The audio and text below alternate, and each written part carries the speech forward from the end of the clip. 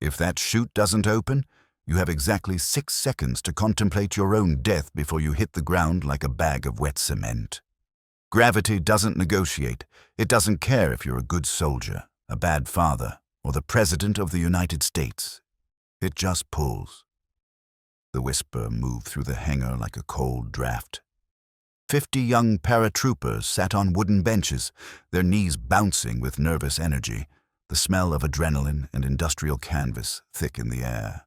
They were the 82nd Airborne, the All-Americans, and tomorrow morning they were doing a combat equipment night jump. Dangerous? Yes. Necessary? Absolutely. But right now, the only thing terrifying, Private First Class Viper. Vance wasn't the enemy, or the darkness. It was the old man standing at the packing table. If you've ever had to trust a stranger with your life, hit that like button. If you believe that excellence is a habit, not an act, comment Airborne below. Because today, a squad of terrified jumpers is about to learn that the most dangerous man in the room isn't the one holding the rifle, it's the one holding the thread. The parachute rigger's shed was usually a place of chaotic noise, music blaring, riggers shouting, the snap hiss of suspension lines being stowed. But today, it was strangely quiet in Sector 4. At the long, polished wooden table stood Joe. He was 78 years old, wearing a civilian rigger's vest that looked like it had been stitched together during the Eisenhower administration. His hair was a wispy white halo, his skin was translucent like parchment paper, and worst of all, his hands were shaking. A constant, rhythmic tremor rattled the coffee cup sitting next to his workspace. Vance watched the old man with wide, horrified eyes. Joe was currently packing the T-11 parachute that Vance was assigned to wear. The T-11 is a complex system. It's not a round chute, it's a square canopy designed for stability, but it requires precise folding. One twisted line, one snagged riser, and you have a cigarette roll. A chute that streams out but never inflates. You become a lawn dart. Look at him, Vance hissed to the soldier next to him, Private Miller. Look at his hands, man. He's got Parkinson's or something. He can barely hold the packing paddle. He's gonna kill me. I'm gonna be a smear on the drop zone. Miller looked over, chewing his lip. Maybe he's just experienced. The Sarge said he's been here forever. Forever, Vance scoffed. He belongs in a nursing home, not the rigging shed. Look, he just dropped the tension tie. It was true. Joe had fumbled a small rubber band. It fell to the floor. The old man sighed, a heavy, wheezing sound, and slowly, painfully bent down to retrieve it. His knees cracked loud enough to be heard 10 feet away. It took him a full 10 seconds to stand back up. Vance couldn't take it anymore. This was his life. He stood up, his boots clomping loudly on the concrete floor. He walked straight up to the table. Hey, old-timer, Vance barked. Joe didn't look up immediately. He was smoothing a panel of silk, his eyes narrowed behind thick bifocals. He finished the fold, then slowly turned his head. Can I help you, son? His voice was soft, barely a whisper. Yeah, you can help me, Vance snapped, reaching out and grabbing the edge of the parachute container. Step away from the rig. You're done. The shed went silent. Other riggers stopped what they were doing. To interfere with a rigger during a pack cycle was a massive taboo. Joe looked at Vance's hand on the chute, then up at Vance's face. He didn't look angry. He looked sad. I'm not finished, Private. The suspension lines need to be stowed. You're not stowing anything, Vance said, his voice rising. Look at your hands. You're shaking like a leaf. Do you have any idea what happens if you mess this up? I die. Me, not you. You go home to your TV dinner, and I get buried in a closed casket. Vance, back off. Miller tried to intervene, standing up. No, Vance yelled, pushing Miller back. I'm not jumping this chute. I want a new packer. I want someone who doesn't need a walker to get to the bathroom. This is negligence. It's criminal. Vance turned to the room, shouting to the rafters. Does anyone else see this? Are we seriously letting Grandpa here pack for a combat jump? Who's in charge here? I am. The voice didn't come from the rafters. It came from the office door at the back of the shed. Chief Warrant Officer 4, CW4. Henderson stepped out. Henderson was a legend in the rigger community, a red hat who had jumped into Panama. He was 6'3" of pure gristle and anger. He walked over to the table, his eyes locked on Vance. "Is there a problem, Private?" Henderson asked, his voice low and dangerous. "Yes, Chief, there is," Vance said, standing his ground, fueled by the fear of death. This civilian is compromised. He's physically unfit to pack. His hands are shaking. He dropped a tension tie. I'm refusing to jump a chute packed by him. I'm requesting a repack by a qualified soldier." Henderson looked at Vance. Then he looked at Joe. Joe had gone back to looking at the silk, his hands resting gently on the fabric. "Qualified." Henderson repeated the word, tasting it like spoiled milk. "You think he's not qualified?" "He's 80 years old, Chief. He's shaking." Henderson walked over to the table. He picked up the logbook that sat next to Joe's station. He opened it. "Private, do you know what a rigger check is?" "Yes, Chief. It's when an inspector checks the packer's work at critical stages." "Correct," Henderson said. "And do you know who inspects Joe's work?" Vance paused. "You? The NCOIC?" "No one," Henderson said. Vance's eyes widened. "What?" "That's against regulations. Every pack has to be inspected." "Exceptions are made," Henderson said, slamming the logbook shut. "For the Savior."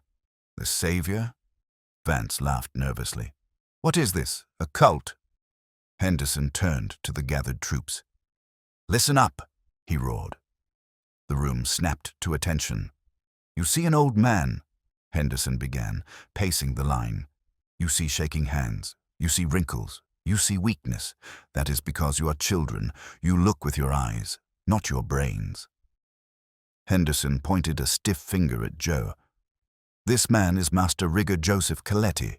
He retired from active duty in 1985. But he didn't leave this shed. He came back as a civilian contractor the next day. Do you know why?" Silence. "In 1967, Henderson continued, his voice echoing, Operation Junction City, Vietnam, the largest airborne operation of the war. Joe was a corporal, a rigger. The conditions were terrible. Humidity, rot, mud. Parachutes were failing left and right due to moisture. Men were streamlining into the jungle." Henderson walked over and placed a hand on Joe's shoulder. Joe didn't move. He kept his eyes on the work. Joe figured out a way to modify the packing method to account for the humidity. He stayed up for 3 days straight, 72 hours, repacking the entire battalion's chutes by himself because he didn't trust anyone else to get the new technique right. He packed 400 chutes in 3 days. His fingers bled so much they had to tape them up. He packed until he passed out from exhaustion. Henderson looked at Vance. "Do you know how many failures occurred in that drop?" Vance shook his head, mute. "0, Henderson whispered. "Not one. 400 men jumped into a hot zone and 400 canopies opened. Joe saved an entire battalion." "But that was 50 years ago," Vance argued, though his voice was weaker now. "Look at him now. He's shaking." "Watch," Henderson commanded. "Don't look at his hands when he's resting. Look at his hands when he touches the silk." Henderson nodded to Joe. "Show them, Joe. Stow the lines." Joe took a deep breath. He reached for the suspension lines, thick green cords that connected the harness to the canopy. As his hands hovered over the table, they trembled violently. It looked impossible. But the moment, the exact millisecond, his fingertips touched the nylon, the shaking stopped. It was like a switch had been flipped. His hands became rock steady. They moved with a fluidity and grace that was hypnotic. He grabbed the lines, made a perfect figure-8 loop, placed the rubber band, and snapped it shut. Snap, stow, snap, stow. It was a rhythm. It was music. He moved faster than the young riggers. His fingers knew the tension, the texture, the exact pressure required. He finished the stowage in 20 seconds. Perfect, symmetrical, beautiful. He pulled his hands away. As soon as they left the parachute, the shaking returned. Muscle memory, Henderson said softly. His conscious mind is old. His nerves are shot, but his body remembers perfection. He has packed over 10,000 parachutes. In this shed, private, 10,000. Do you know how many malfunctions have been attributed to a chute packed by Joseph Coletti? Vance swallowed hard. No, Chief. 0, Henderson said. In 50 years. Not a streamer, not a cigarette roll, not a line over. 0. He is the only rigger in the history of the United States Army with a perfect record. We call him the Savior because when you see his signature on your log card, you know that God is busy, so Joe took over. Henderson leaned into Vance's face. You asked for a qualified packer. You're looking at the Michelangelo of parachutes. You're looking at a man who treats every single rig like his own grandchild is going to jump it. And you disrespected him.